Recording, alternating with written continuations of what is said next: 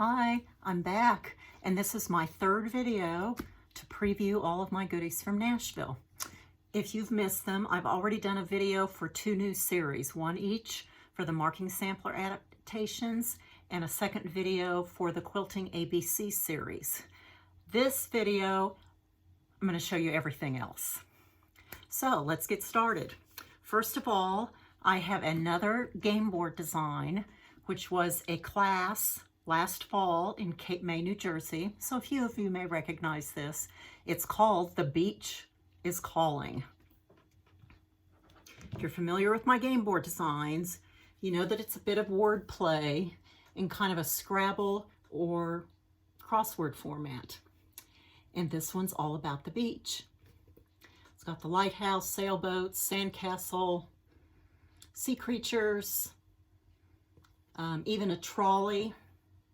And in this case, the trolley is backstitched with the name Cape May on it because that's where we were for the class and the retreat. But you can put anything you want on there. Your own name, a favorite spot. Details of that are in the chart pack. It's kind of a small space, but I'm giving you information on how you can do that.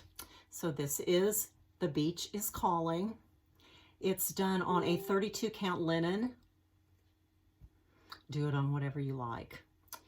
And as with my other game board designs, there's also a couple of smalls. One is this little drum.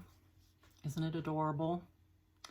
It's got the little houses right on the beach. If you're not familiar with Cape May, there are some grand Victorian homes. The town is full of them.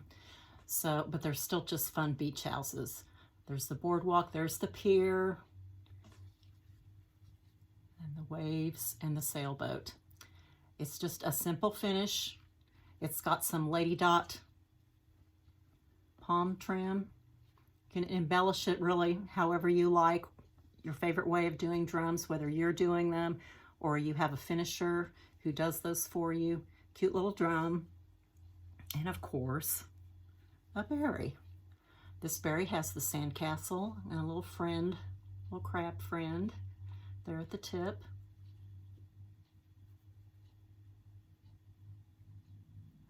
The top, some layers of wool. There's a vintage shell, mother of pearl type button, and then the white pin and what I call a jelly roll pin. Those are made from wool, and it's just some red ribbon for accent. So fun berry and drum for The Beach is Calling. All included in that same chart pack. Next up is another that you might be familiar with.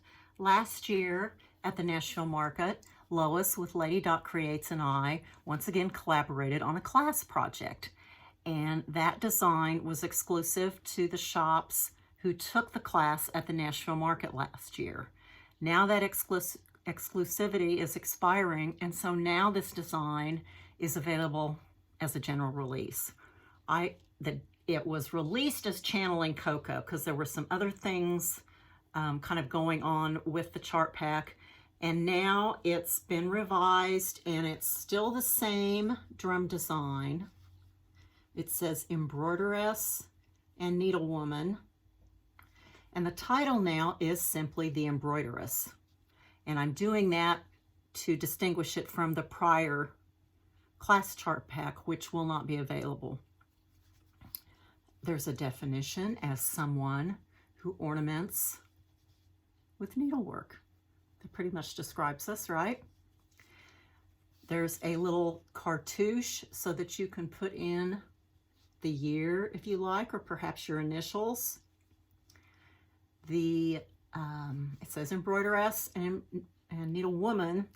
There is a little supplemental chart in the chart pack that allows you to stitch it as embroiderer or needleworker. That's for you guys.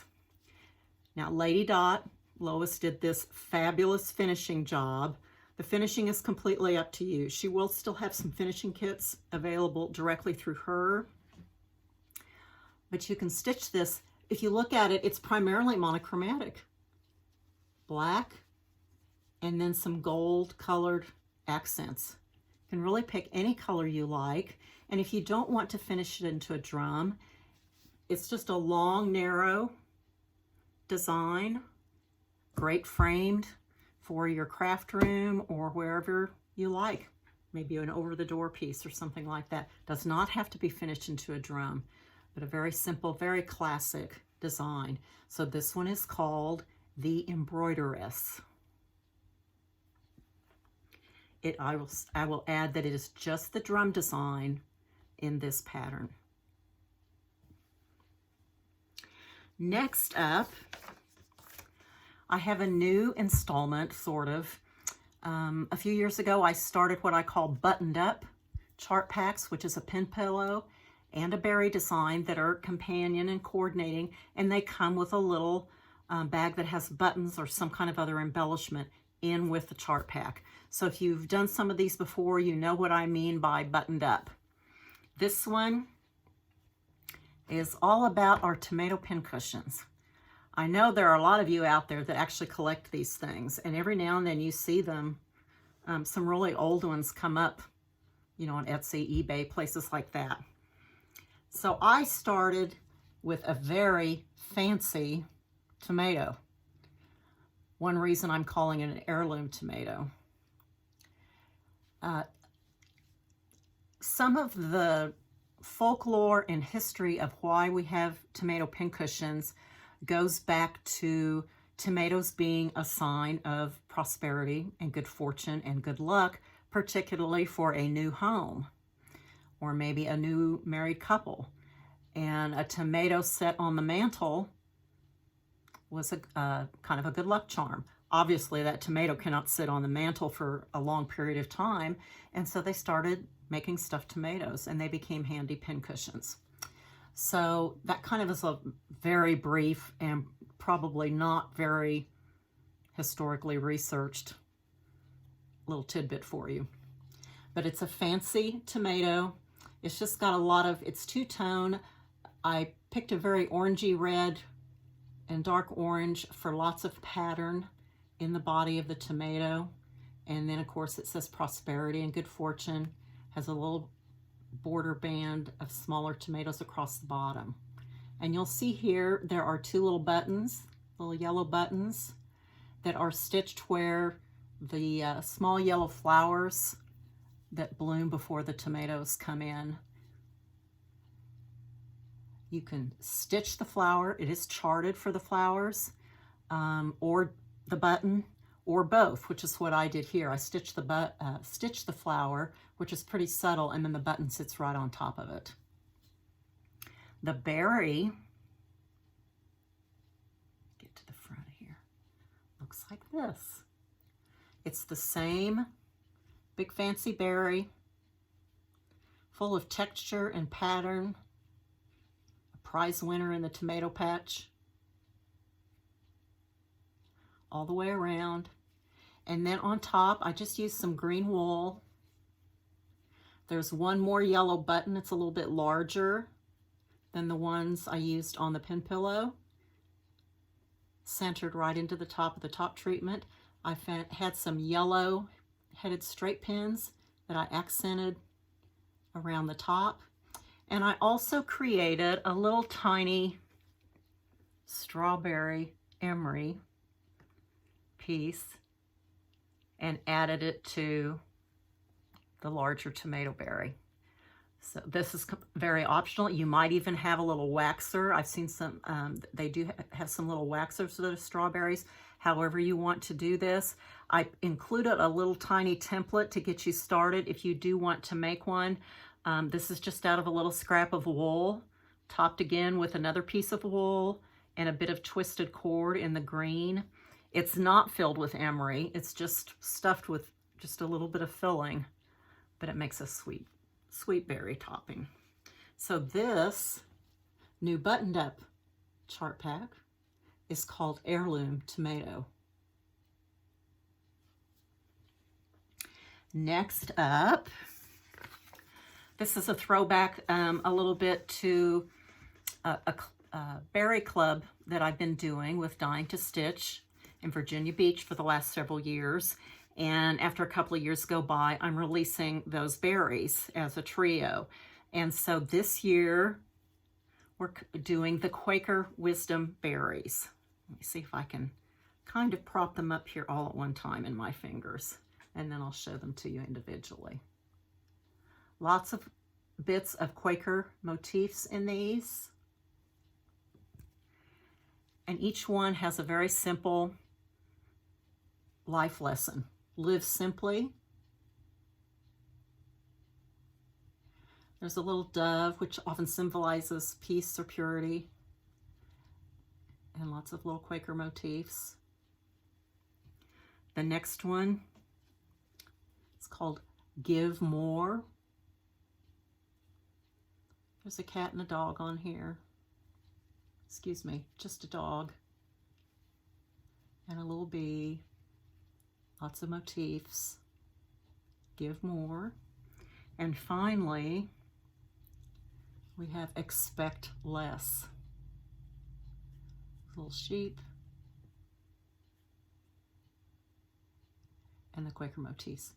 The alphabet that you see on these, if you watched my previous video about the marking sampler adaptations, one of the samplers, the Mary Brick sampler, where I'm providing an alphabet card in with the chart packs, I use the alphabet right here. It's just one of my favorite alphabets that I have in my collection.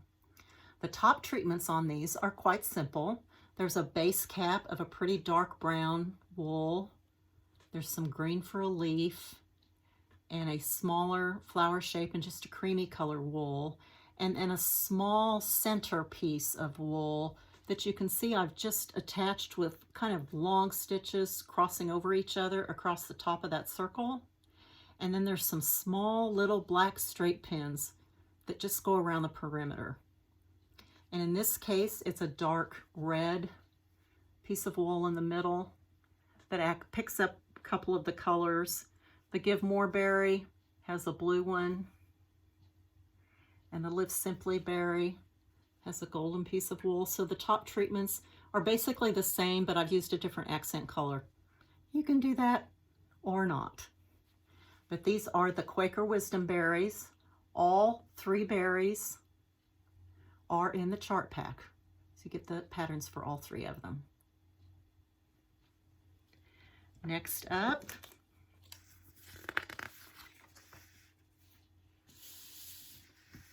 it's actually the last one I have to show you, and it's kind of special. Just last week when I was posting all those evil sneak peek teaser things to get you guys kind of thinking, I posted a photograph of this antique thread display box. M. Hemingway & Sons Silk Company, Art Needlework Wash Silks out of Waterton, Connecticut. There's some more of the name on the edges. There is no thread in it, but it would have been for the skeins of silk embroidery, long skeins of silk embroidery threads that would have laid in this particular drawer. But what inspired this next piece, remember this was a counter display box in probably a dry goods store of some sort. And on the inside is a little sticker that's a special notice to the sales clerks. And it's probably what, this was in a store that I visit occasionally, and I had seen this box and I thought, oh, that's interesting, but I passed it by. And when I was in there the next time, it was still there, so I looked at it again and I read what that little sticker said. And I'm going to read that to you first. Special notice. The attention of clerks is directed to the importance of suggesting to customers that before beginning a piece of work, a fully sufficient amount of silk be procured, as afterwards difficulty may be experienced in obtaining exactly the same shade. Now that was probably 100 years ago, and we are continue to deal with the same issues. I think my dyer friends of threads and fabrics, as well as my shop owner folks, we all identify this, and a lot of you too. You know, if it's a design that really, where we feel like the dye lot is important, we've got to get enough while we're buying it. So this, I thought, was just so fun, and I had to somehow kind of memorialize it. So the design is just stitched just as it is, with a simple border, similar. I mean, the border inside the box is just a basic one. There's nothing fancy about it. It's just all the text, but very fun. I finished this as a sewing mat. Could be framed, again, for your craft room. It might make a drum, kind of a tall, skinny drum. You know, do with it what you like, but I couldn't resist sharing this with you all. This is going to be printed rather than a traditional chart pack. This one is going to be available on a two-sided card, letter size card. So the charts, most of it's on one side and the rest of it's on this side. It's just stitched on a mystery linen, I think maybe 32 count, it could be 35, and a dark green silk that I used. It's completely monochromatic, so you can absolutely dig into your stash and pick out whatever fabric and thread that you want to use for this. The other thing that's special about Special Notice is this little card. It's relatively inexpensive compared to some of the other things on my line, and all of my proceeds for this little project will be donated to area animal shelters and wildlife rehab facilities here in the area where I live in Clarksville, Tennessee. So I hope you can support that by picking this up from your retailer when they get back from market, and have some fun with that one. Again, Special Notice. And for shop owners, at the end of market, I'm going to have a drawing, and one of the shop owners will win this model to take home with them. So that's all I have. Remember, there were 3 videos this time. So be sure, if you really want to get the details on all of my releases, because I do have quite a lot this time, be sure you go to the Facebook page and watch all 3 of those videos, and then contact your shop if you want to pre-order. I will say this, as usual, none of this is limited in terms of availability. If I happen to run out of something at market, I'm going to be printing more and shipping them to your retailers soon after market. So don't worry about all of that kind of thing. Don't pester your shops too much about if they didn't come back with all of it immediately, because they'll be able to get more from me. So I hope you enjoy all the goodness that's coming out from Nashville. I thank you again for watching these videos and following me on Facebook and Instagram and just supporting my creativity. Have a great rest of the week. Happy spring. Bye now.